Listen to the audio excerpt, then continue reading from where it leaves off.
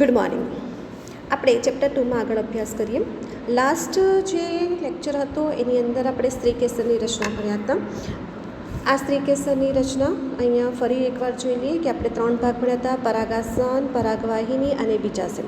અને એની અંદર આપણે શું જોયું હતું કે કેન્દ્ર તરફ એટલે કે વચ્ચે જ્યાં હોય તો શું હોય છે, જરાયું હોય, અને જરાયું એક દંડ દ્વારા અંડક સાથે જોડાયેલા છે. અહીંયા મેં આકૃતિ બતાવી હતી કે આ જરાયું છે, આ જરાયું અંડક સાથે જોડાયેલા છે, અને એ જે દંડ છે એ દંડનું નામ આપણે અંડક નાલ કીધું હતું.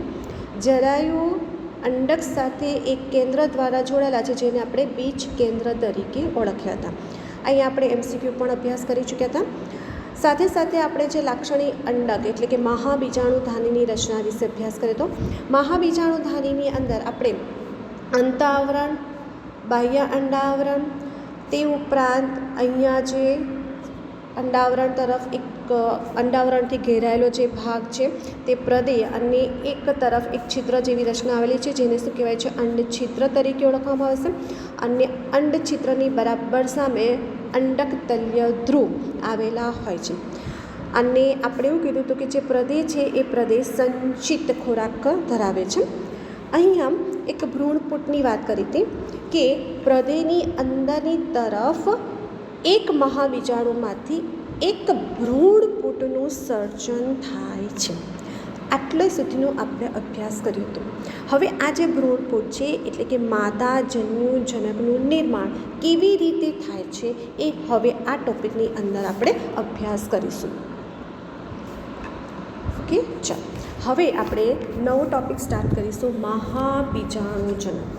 મહાબીજાણુજનક તો આપણે અહીંયા એક આકૃતિ જે આકૃતિ લીધી હતી એનો જોઈએ. અહીંયા આ જે ભાગ છે એ ભાગ આટલો ભાગ કટ કરીને મેં લીધો છે આકૃતિની અંદર. તો અહીંયા આ તમે જો કે પ્રદેય છે, પ્રદેયની અંદર કોષ કેન્દ્ર છે. એટલે કે શું થાય છે, જે કોષ કેન્દ્ર હશે 2N હશે એટલું ધ્યાન રાખજો. મહાબીજાણુ માતૃકોષ, તો જો મહાબીજાણુ માતૃકોષ MMC બરાબર છે. આ જે છે એ કેવા હશે, 2N હશે.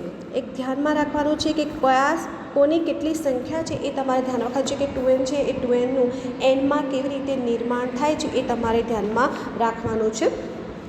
તો આ જે છે મહાબીજાણુ માતૃકોષ MMC એટલે કે મેગાસ્પોર મધર સેલ, મેગાસ્પોર મધર સેલ તરીકે ઓળખવામાં આવશે.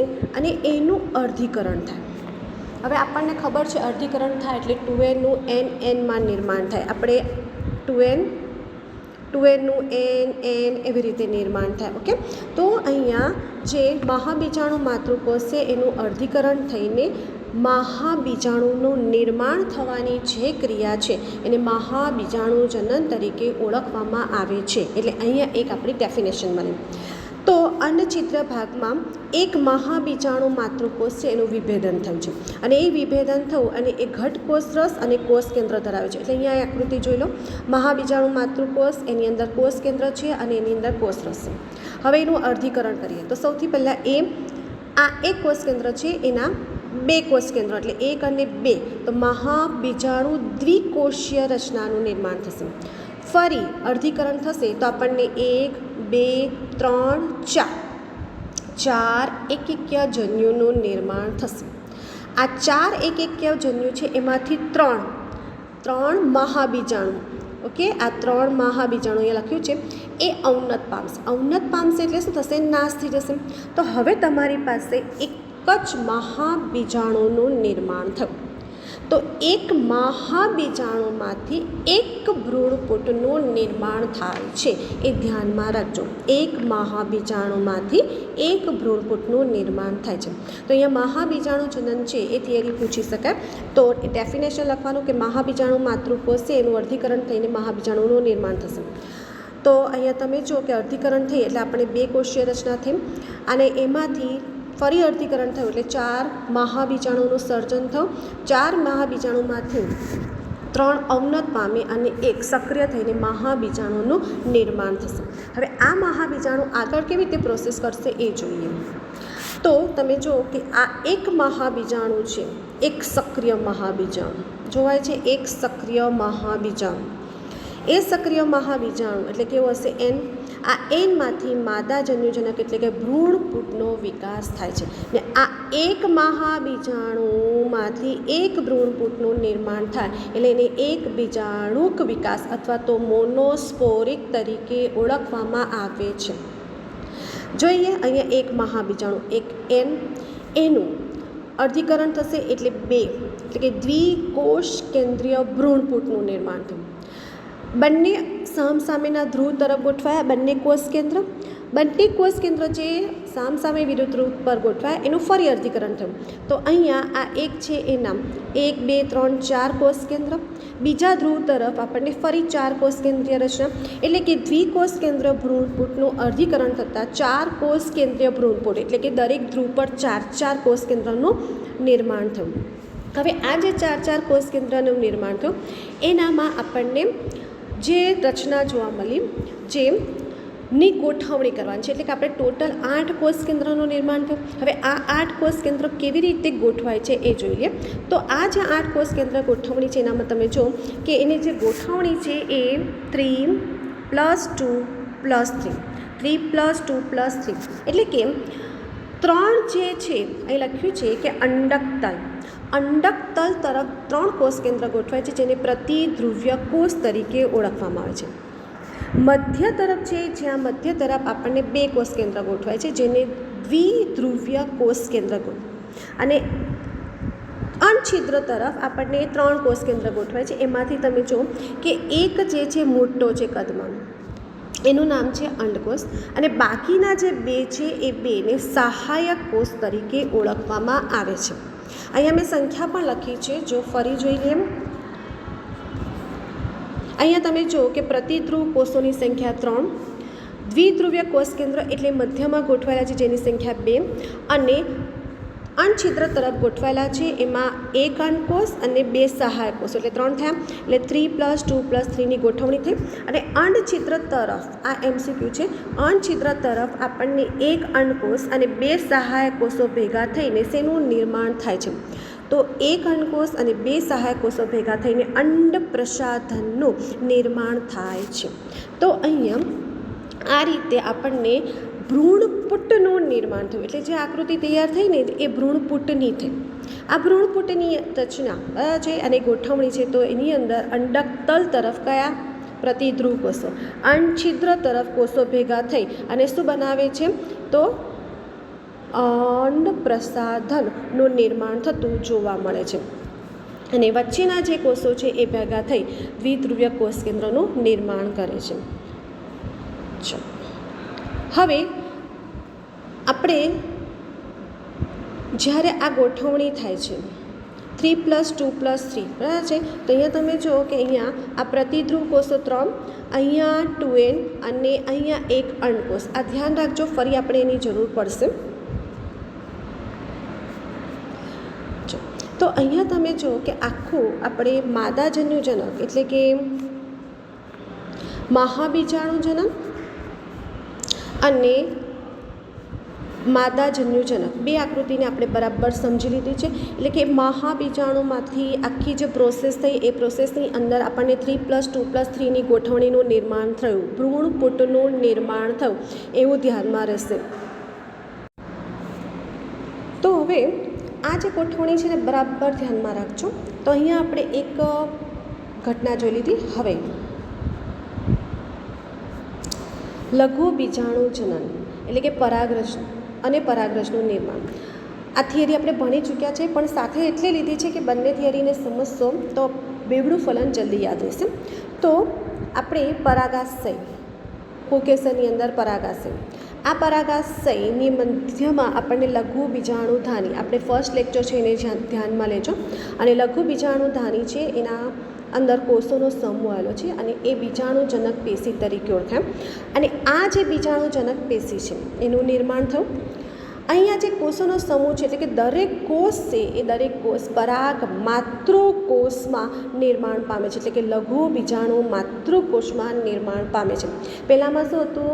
મહાબીજાણુ માતૃકોષ હતું અને આની અંદર શું હશે? લઘુ બીજાણુ માતૃકોષ તરીકે ઓળખવામાં આવે છે. એટલે એક MCQ પણ જો તમારે પૂછાય કે લઘુ બીજાણુ માતૃકોષ અને મહાબીજાણુ માતૃકોષનું ક્યાં નિર્માણ થાય અથવા તો તમારે ધ્યાન રાખવાનું છે કે લઘુ બીજાણુ માતૃકોષ છે એ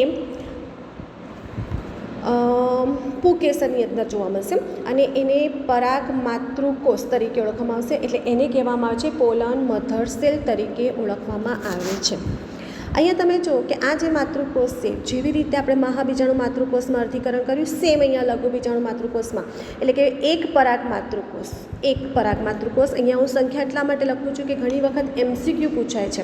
સંખ્યા અહીંયા એક આમાંથી 4નું થાય તો ઘણી વખત MCQ પૂછાય કે આપણે કે 2 પરાગ માતૃકોષ છે એનું અર્ધીકરણ થઈને કેટલા લઘુ બીજાણુનું નિર્માણ થાય, એવા બધા MCQ આવશે. તો તે વખત અહીંયા મેં એક સંખ્યા આપી છે કે એક પરાગ માતૃકોષ છે, એટલે કે 12, એનું અર્ધીકરણ થશે, એટલે એને એટલે 1 2 3 4. હમણાં આપણે મહાબીજાણુ જનન છે એમાં પણ આ જ પ્રોસેસ ભણ્યા હતા કે મહાબીજાણુ માતૃકોષનું અર્ધીકરણ થઈ 4 1 1 મહાબીજાણુનું સર્જન થયું.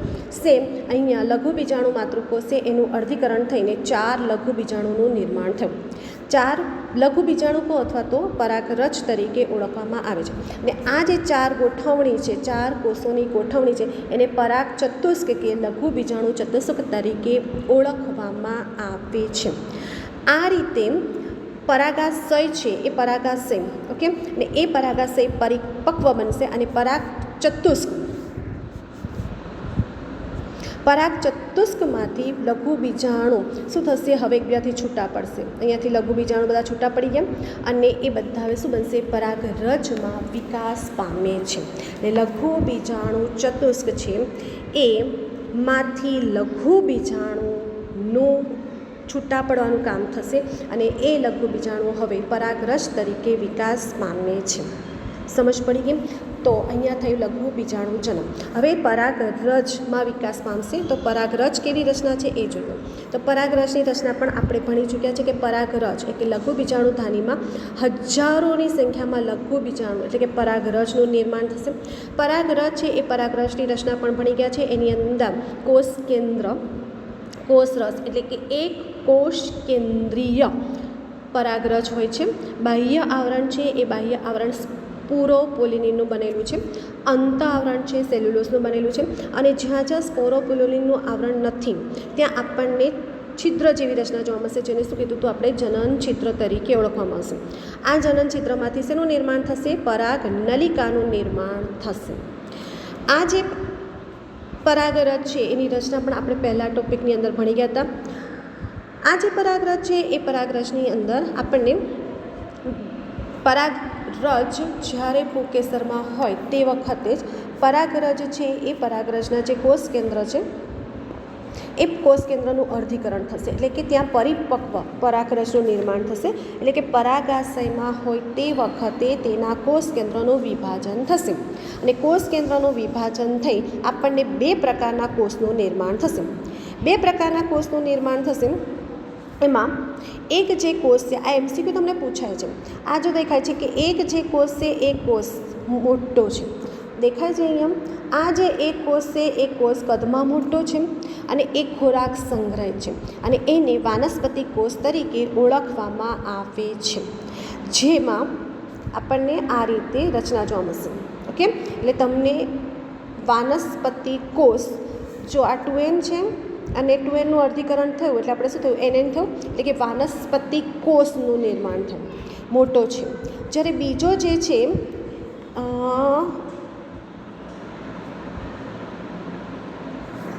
બીજો જે કોષ છે આપણે જોઈ લઈએ. બીજો જે કોષ છે એને જનન કોષ તરીકે ઓળખવામાં આવશે. જોવાય છે જનન કોષ. હવે આ જે જનન કોષ છે એ કદમાં નાનું, આ પણ MCQ તમને પૂછાય. ઓકે, MCQ જોઈ લઈએ સાથે સાથે. વાનસ્પતિક કોષ કદમાં મોટો, જનન કોષ કદમાં નાનું. વાનસ્પતિક કોષ છે એની અંદર કોષ કેન્દ્ર અનિયમિત આકારનું છે અને જનન કોષ છે એની અંદર જે કોષ કેન્દ્ર છે તે ત્રાકાકાર આકારનું છે. અને ખાસ મેઇન ઇમ્પોર્ટન્ટ સેન્ટેન્સ તમને પૂછાય કે જનન કોષ ખરેખર ક્યાં છે, તો જનન કોષ વાનસ્પતિક કોષના કોષ રસમાં તરે છે. જનન કોષ ક્યાં છે? તો જનન કોષ વાનસ્પતિ કોષના કોષ રસમાં તરે છે. આ MCQ થયું. તો તમે જો કે પરાગરજ છે એ પરાગરજની રચના ભલે પહેલાં લેક્ચરમાં આપણે ભણી ગયા, પણ પરિપક્વ પરાગરજ છે એ પરિપક્વ પરાગરજની બરાબર ધ્યાનથી જોજો કે આ પરાગરજ છે એનું અંદર જે કોષ કેન્દ્ર છે એનું અર્ધીકરણ થઈ આપણને 2 પ્રકારના કોષ કેન્દ્ર મળે છે, એક વાનસ્પતિક કોષ અને એક જનન કોષ. હવે તમે જો કે પરાગરજ તૈયાર થઈ ગઈ, મહાબીજાણુ તૈયાર થઈ ગયા. એટલે આપણી પાસે તમે જો કે આ મહાબીજાણુ એટલે કે જે ભ્રૂણપુટ છે એ ભ્રૂણપુટ તૈયાર થઈ ગયું 3 + 2 + 3. અહીંયા આપણને પરાગરજ બની ગયા. હવે આપણે થિયરી ભણીશું બેવડું ફલન. ઓકે, તો બેવડું ફલન હવે શું થશે તો જોઈએ બરાબર. અહીંયા તમે જુઓ કે સ્ત્રી કેસર છે એની અંદર આ ભ્રૂણપુટ તૈયાર થયું. ભ્રૂણપુટ તૈયાર થયું એટલે કઈ ગોઠવણી? 3 + 2 + 3 એટલે પ્રતિધ્રુવ કોષો, દ્વિતીય કોષ કેન્દ્ર અને અંડપ્રસાધન. એમાં એક અંડકોષ અને 2 સહાયક કોષો. આ ગોઠવણી થઈ ગઈ એટલે એ સ્ત્રી કેસર પરિપક્વ થઈ ગયું. એટલું ધ્યાન રાખવાનું કે અહીંયા જે વચ્ચે જે મધ્યમાં n + n = 2n એટલે દ્વિતીય ભ્રૂણ કોષ કેન્દ્રનું નિર્માણ થયું છે. ઓકે, હવે શું થશે? જ્યારે સ્ત્રી કેસર પરિપક્વ થશે તે સમયે પુકેસરની પરાગરજ આવશે. હવે પુકેસરની પરાગરજ આવશે તો આપણે એવું કીધું કે પુકેસરની પરાગરજ પરિપક્વ છે અને એની પાસે 2 કોષ કેન્દ્ર છે, વાનસ્પતિક કોષ અને જનન કોષ. ઓકે, હવે એટલું ધ્યાન રાખવાનું આ પરાગરજ અહીંયા આવી ગઈ એટલે કે એની અંદર 2 કોષ કેન્દ્ર છે. એટલે MCQ પૂછાય કે પુકેસરની પરાગરજ સ્ત્રી કેસરના પરાગાસન પર આવે છે તે દરમિયાન તેની અંદર કેટલા કોષ હશે અને નામ આપો. તો પરિપક્વ પરાગરજ છે એમાં 2 કોષ હશે, વાનસ્પતિક કોષ અને જનન કોષ, અને બંને કેવા હશે?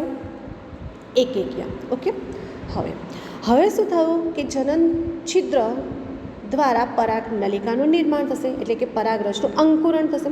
પરાગરજનું અંકુરણ થયું એટલે શું થયું? આ પરાગ નલિકા છે, આ તમે જો આ પરાગ નલિકા આગળ વધતી ગઈ અને અંડછિદ્ર તરફ વહન પામશે. હવે અહીંયા એવું થાય છે કે જ્યારે પરાગરજ છે અને અંકુરણ થયું તો તમે જુઓ કે આગળની તરફ હંમેશા વાનસ્પતિક કોષ હોય અને પાછળની તરફ જનન કોષ. આપણે કેમ કીધું? આગળની તરફ વાનસ્પતિક કોષ હશે અને પાછળની તરફ જનન કોષ હશે. પછી અહીંયા લખ્યું છે કે આગળ જતાં વાનસ્પતિક કોષ વિઘટન પામે છે. તો રહ્યો કોણ? જનન કોષ. એટલે વાનસ્પતિક કોષ જેમ જેમ આગળ વધતો જશે તેમ વિઘટન એટલે દૂર થઈ જશે. તો હવે કોણ રહ્યો? જનન કોષ. હવે જનન કોષ રહ્યો તો હવે આ જનન કોષ છે એનું વિઘટન થશે એટલે અહીંયા વિભાજન થયું અને એનું વિભાજન થયું એટલે આપણને 2 એકકીય નરજન્યુનું નિર્માણ થયું. ફરી રિપીટ કરું, અંકુરણ દરમિયાન આગળ વાનસ્પતિક કોષ, પાછળ જનન કોષ. વાનસ્પતિક કોષ વિઘટન પામે, જનન કોષ આગળ વહન પામશે, જનન કોષ ફરી વિભાજન પામશે અને ફરી વિભાજન પામી આપણને 2 નરજન્યુનું નિર્માણ થશે. ઓકે, અને આ 2 નરજન્યુ અંડછિદ્ર મારફતે ભ્રૂણપુટમાં પ્રવેશે છે. ક્લિયર? તો આ આકૃતિ પરથી આપણે કઈ રચના જોવા મળી? તો જુઓ, પરાગરજ છે એ પરાગરજ અંકુરણ પામશે અને એની અંદર 2 કોષ હશે. ભ્રૂણપુટ પરિપક્વ થશે, 3 + 2 + 3ની ગોઠવણી હશે. હવે 2 નરજન્યુ અંદર જશે. ઓકે, તો જો અહીંયા આકૃતિને જોઈએ, 2 નરજન્યુ, આ 1 અને આ 2, બરાબર છે. હવે આ 2 નરજન્યુ અંદર ગયા. હવે એ 2 નરજન્યુ અંદર જતા રહ્યા તો જોઈએ, આ 1 નરજન્યુ અંડકોષ સાથે જોડાયું, 1 નરજન્યુ અંડકોષ સાથે જોડાયું, 1 નરજન્યુ 1 અંડકોષ સાથે જોડાય એટલે n + n થયો. તો શું બન્યું? 2n. અને એ જે 2n છે એને શું કહેવાય છે? યુગ્મનન અથવા તો ફલિતાંડ તરીકે ઓળખવામાં આવે છે. બીજો n આ રહ્યો, બીજો n 2n એટલે કે 2n જે દ્વિકીય ભ્રૂણ કોષ કેન્દ્ર હતું એની સાથે એટલે 1 નરજન્યુ દ્વિતીય કોષ કેન્દ્ર એટલે દ્વિતીય ભ્રૂણપોષ કોષ કેન્દ્ર સાથે જોડાય તો શું બન્યું છે? પ્રાથમિક ભ્રૂણપોષ કોષ કેન્દ્ર. અહીં જોવા છે 3n એટલે n+2n એટલે કેટલા થઈ ગયા? 3n થઈ ગયા. તૃતીય પ્રાથમિક ભ્રૂણપોષ કોષ કેન્દ્ર PEN primary endosperm nucleus PEN તરીકે ઓળખવામાં આવે છે.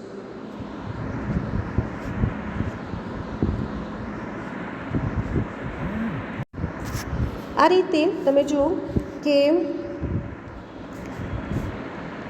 એક નરજન્યુ, એક અંડકોષ તો યુગ્મનંજ ફલિતાંડનું નિર્માણ થશે.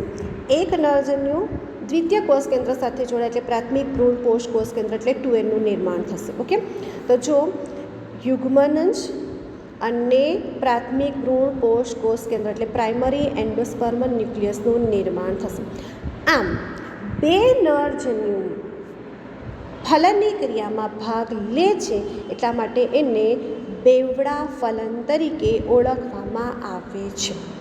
અહીંયા એક વસ્તુ ધ્યાન રાખવાનું છે જે MCQમાં પૂછે કે જ્યારે નરજન્યુ ભ્રૂણપુટમાં પ્રવેશે છે ત્યારે સહાયક કોષો વિઘટન પામે છે. અહીંયા આ ધ્યાનમાં રાખજો કે જ્યારે નરજન્યુ ભ્રૂણપુટમાં પ્રવેશે છે ત્યારે સહાયક કોષો વિઘટન પામે છે. તો તમે જો આ 3 થયા પ્રતિધ્રુવ કોષો. ઓકે, આ થયો n+2n થયો એટલે 3n થયો. તો આ થયા 3, 4, 5, 6, 7 કોષીય રચના જોવા મળી, કારણ કે સહાયક કોષો તો શું થઈ ગયા? વિઘટન પામતા જોવા મળે છે. તો અહીંયા તમે જો કે અહીંયા ભ્રૂણપોષનું નિર્માણ થયું અને યુગ્મનંજનું નિર્માણ થયું. તો તમે જુઓ કે મધ્યસ્થ કોષ જે મધ્યમાં આપણને PEN પ્રાઇમરી એન્ડોસ્પર્મ ન્યુક્લિયસ હતું એનું જ્યારે ત્રિકીય જોડાણ થયું એટલે n+2n બન્યું એટલે શું બની ગયું? PEC પ્રાઇમરી એન્ડોસ્પર્મ સેલમાં નિર્માણ પામે છે. આ પણ એક MCQ યાદ રાખવાનું છે. પ્રાથમિક ભ્રૂણપોષ કોષ કેન્દ્ર પ્રાથમિક ભ્રૂણપોષ કોષમાં નિર્માણ પામે છે. PEN પ્રાઇમરી એન્ડોસ્પર્મ ન્યુક્લિયસ અને PEC એટલે પ્રાઇમરી એન્ડોસ્પર્મ સેલ. ઓકે, હવે આ જે ભવિષ્યમાં એટલે ફલન થયા પછી ભ્રૂણપોષ આપણી પાસે અને બીજું યુગ્મનન છે.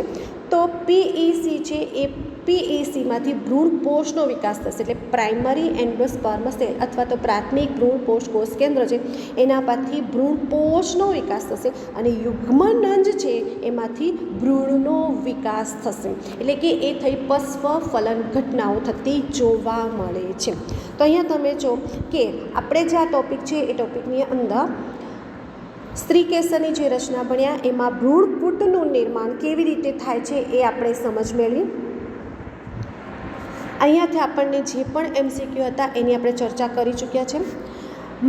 મહાબીજાણુ જનન છે એ મહાબીજાણુ જનનમાં કેવી રીતે બને છે? તો માતૃકોષ મહાબીજાણુ માતૃકોષનું અર્ધીકરણ થાય એટલે 4 એકકીય મહાબીજાણુનું સર્જન થાય. કેવી રીતે થાય? તો એક કોષમાંથી 2 કોષ એટલે દ્વિકોષીય રચનાનું નિર્માણ થશે. પછી 4 કોષીય રચનાનું એટલે મહાબીજાણુ ચતુષ્કની રચના થશે. કેટલા વિઘટન પામે છે? 3 વિઘટન પામે છે અને એક જ સક્રિય બને છે. એક સક્રિય મહાબીજાણુમાંથી ભ્રૂણપુટનું નિર્માણ થશે.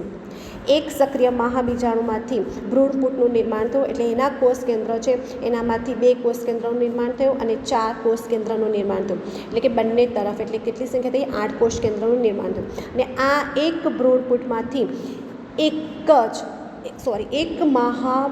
એક સક્રિય મહાબીજાણુમાંથી એક જ ભ્રૂણપુટના નિર્માણની ક્રિયાને એક બીજાણુ વિકાસ અથવા તો મોનોસ્પોરિક વિકાસ તરીકે ઓળખવામાં આવે છે. જે 4+4 એટલે કે 8 કોષ કેન્દ્રની જે ગોઠવણી હતી એને ભ્રૂણપુટ કહેવાય. 3+2+3ની જે ગોઠવણી છે એને ભ્રૂણપુટ અથવા તો માદાજન્યુજનક તરીકે ઓળખવામાં આવે છે. અને એ જે ગોઠવણી છે ખાસ ઇમ્પોર્ટન્ટ છે, ખાસ યાદ રાખવાની છે, જે બેવડા ફલનમાં કામ લાગશે. અંડકતલ તરફ પ્રતિધ્રુવ કોષો છે. અંડછિદ્ર તરફ અંડપ્રસાધન છે. અંડપ્રસાધનમાં 1 અંડકોષ અને 2 સહાયક કોષો. બધા જ એકકીય હશે. 8 કોષ કેન્દ્ર એકકીય હશે અને મધ્યમાં આપણને દ્વિધ્રુવ્ય કોષ કેન્દ્ર અથવા તો n+n જોડાઈને શું બની જાય છે? 2n દ્વિકીય કોષ કેન્દ્રનું નિર્માણ થશે. લઘુ બીજાણુ જનનની પણ આપણે ચર્ચા કરી ચૂક્યા. આપણે પરાગ માતૃકોષ લઘુ બીજાણુ માતૃકોષ છે એનું અર્ધીકરણ થયું અને 4 લઘુ બીજાણુ પરાગરજનું નિર્માણ થયું અને એટલે આપણે પરાગ ચતુષ કે લઘુ બીજાણુ ચતુષ તરીકે ઓળખીએ છીએ અને એમાંથી પરિપક્વ પરાગરજનું નિર્માણ થાય। પરાગરજની રચના પણ આપણે આગળ ભણી ગયા। ખાસ યાદ રાખવાના છે કે પરિપક્વ પરાગરજમાં 2 કોષ છે, વાનસ્પતિ કોષ અને જનન કોષ। કોણ મોટું? તો વાનસ્પતિ કોષ મોટો અને જનન કોષ નાનો। બીજું ખાસ યાદ રાખવાનું કે વાનસ્પતિ કોષના કોષરસમાં કયો કોષ તરે છે? જનન કોષ। બેવડા ફલનની વાત કરીએ તો પરાગરજ આવશે। પરાગરજ પણ પરિપક્વ થવી જોઈએ અને ભ્રૂણપુટ પણ નિર્માણ થવું જોઈએ, તો જ ફલનની ક્રિયા થશે। અને ફલનની ક્રિયા દરમિયાન 2 નરજન્યુ જ્યારે જાય છે ત્યારે એક અંડકોષ સાથે જોડાશે અને એક દ્વિકીય કોષ કેન્દ્ર સાથે જોડાશે। એક નરજન્યુ એક અંડકોષ સાથે જોડાય તો યુગ્મનજ અને એક નરજન્યુ દ્વિકીય કોષ કેન્દ્ર સાથે જોડાય તો પ્રાથમિક ભ્રૂણ કોષ કેન્દ્રનું નિર્માણ થશે। અને આ પ્રાથમિક ભ્રૂણ કોષ કેન્દ્ર છે એટલે કે પ્રાઇમરી એન્ડોસ્પર્મ ન્યુક્લિયસ છે એનામાંથી સેલનું નિર્માણ થશે, એટલે કે પ્રાથમિક ભ્રૂણ કોષ કેન્દ્ર છે એ પ્રાથમિક ભ્રૂણ કોષમાં નિર્માણ થશે। ભવિષ્યમાં PECમાંથી ભ્રૂણપોષનો વિકાસ થશે અને યુગ્મનજમાંથી ભ્રૂણનો વિકાસ થશે અને એ ચર્ચા આપણે આગલા લેક્ચરમાં કરીશું।